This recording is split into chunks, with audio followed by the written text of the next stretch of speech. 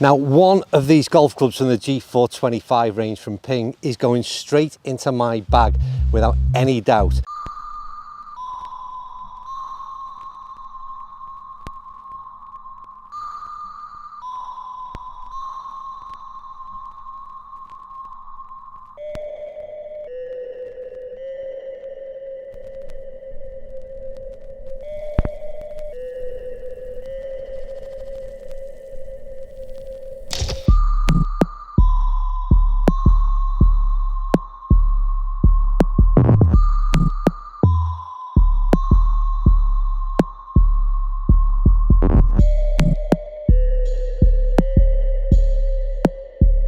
Fair few clubs that I've put to test over the last probably 6 or 8 weeks, to be honest with you, and right through from the G425 driver right through to the irons, a pitching wedge end, and we've had hybrids, we've had fairway woods, and we've had crossovers.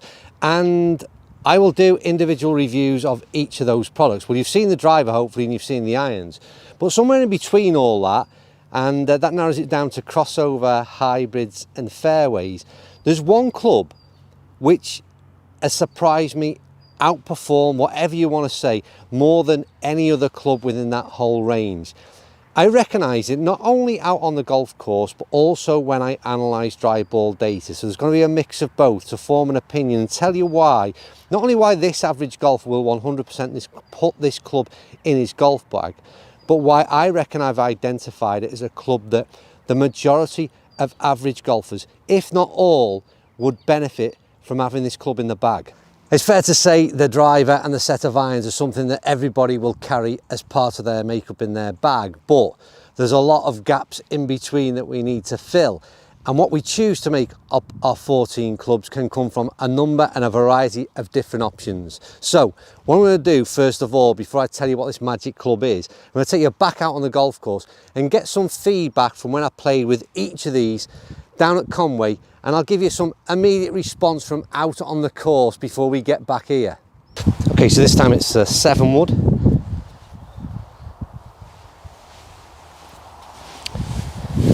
Is this the perfect fairway finder for average golfers?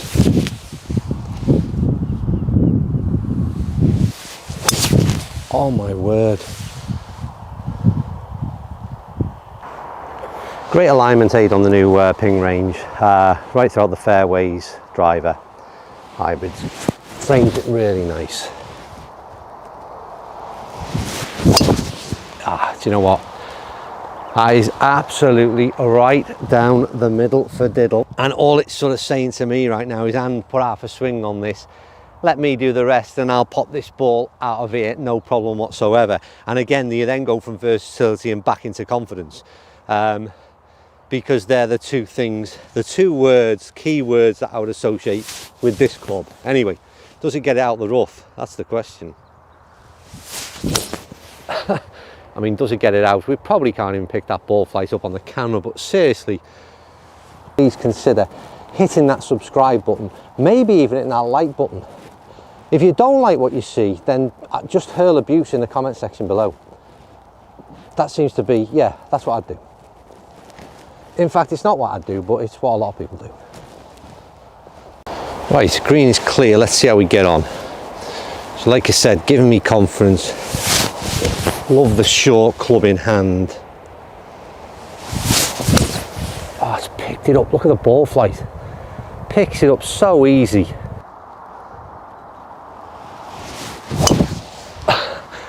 That's just absolutely...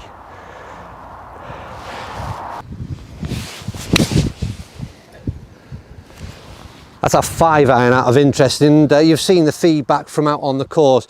I'm pretty impressed with everything that's in this range.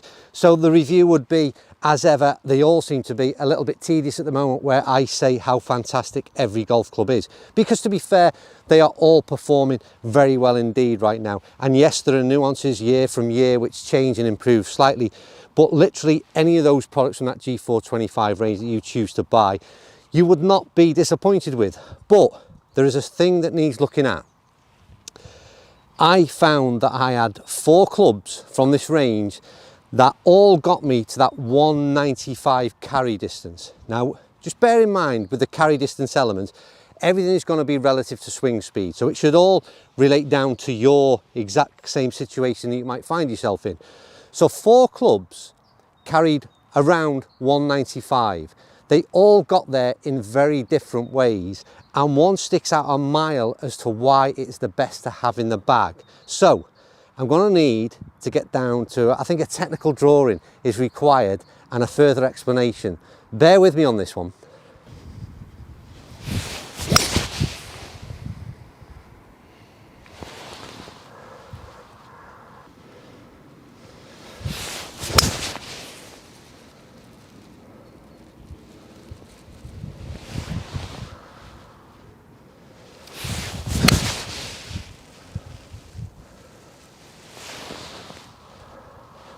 And now here's a quick question for you before we go any further, and it's about what your preference would be. So 4 clubs, I'm going to tell you what they are. One was the 2 crossover, the other was a 4 hybrid, the other was a 7 wood, and the other was a 5 iron. Now you've got 4 images in front of you now. From a confidence perspective, if each of those clubs performed in the same way in terms of a yardage distance, let's forget how they get there first of all, which would you choose to play in terms of confidence, which, don't forget, I think is a major factor in any golfer's overall performance. Well, I'm going to need some data to help me with this explanation. So for you data enthusiasts, you will love this, and for anybody who's not so keen on data, then bear with me because it's an interesting tale that this tells. I'm going to put the averages of 4 clubs in front of you now. What might be a good question is to ask you if you were to pause the video right now without knowing which data relates to which specific club. Which would you choose in terms of performance? Well, let me say that the data for each of these clubs is phenomenal. It really is impressive, and I think that's the massive tick in the box that I will give to Ping is unreal performance out of every product that I've tried in this range. So let's get that bit out the way. But what is the magic weapon? What is the secret weapon that outperforms anything?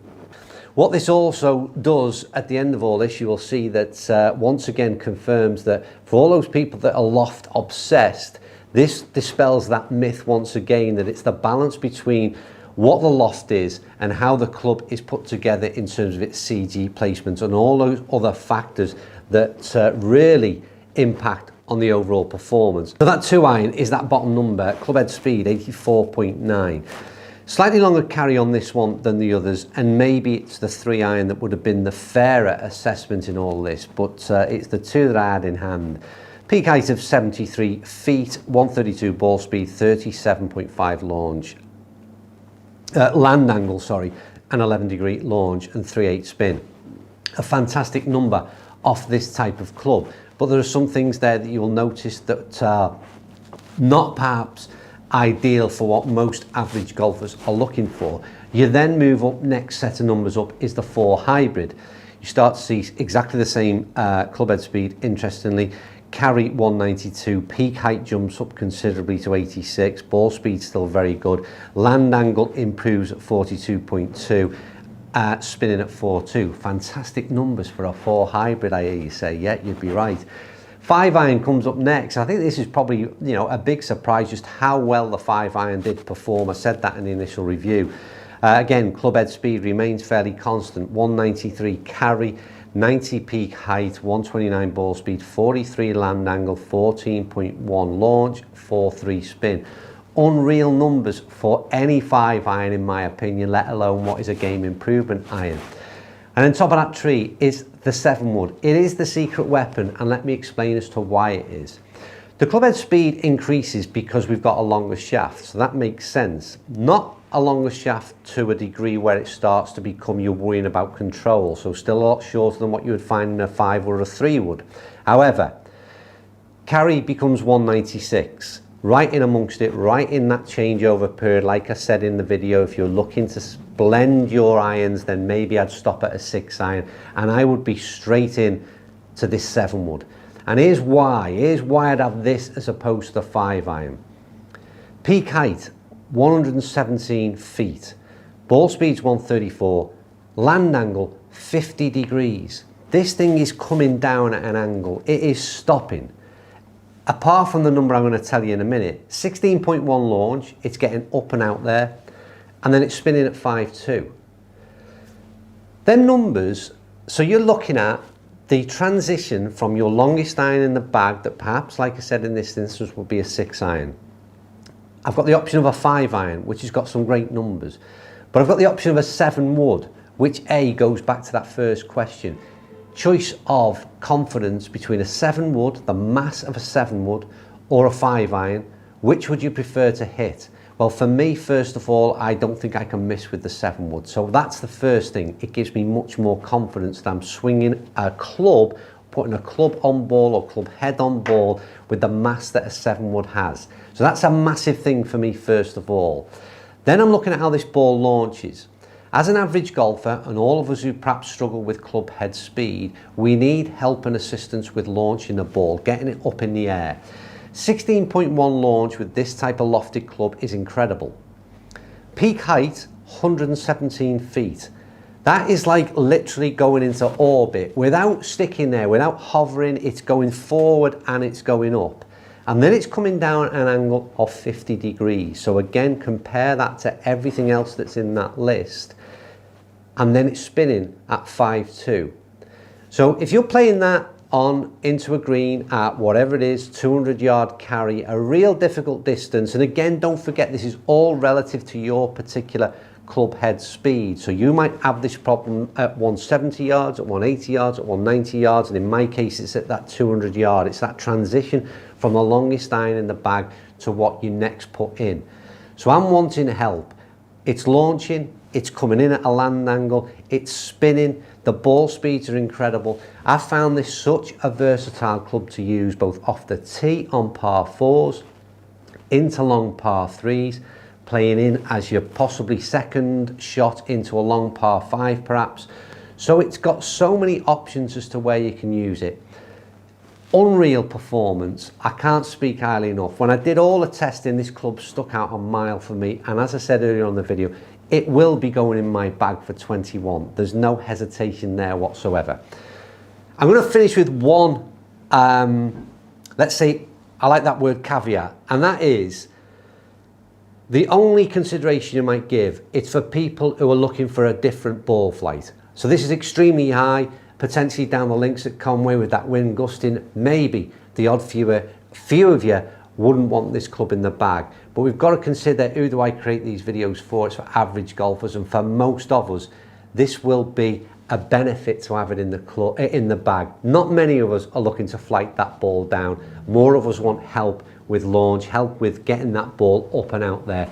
And this does it so well, it's incredible. So, I know you had to sit through and listen to a fair bit of detail there. It's not a video for everybody, but for me, when I looked at this product range, I could have done one or two things. We could have just looked at individual videos of hybrids and fairways and crossover irons, and we will do that in time, and I'll look a closer look at it.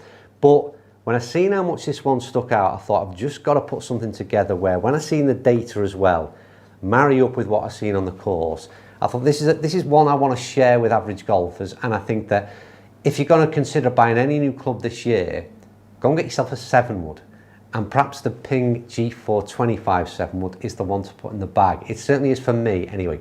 Right, that is it. Thank you for bearing with me. Thank you to sticking that one out, and as ever, thank you for watching. I've already asked, I think, in this video about subscribing and all those other things, so yeah, thank you. See you soon.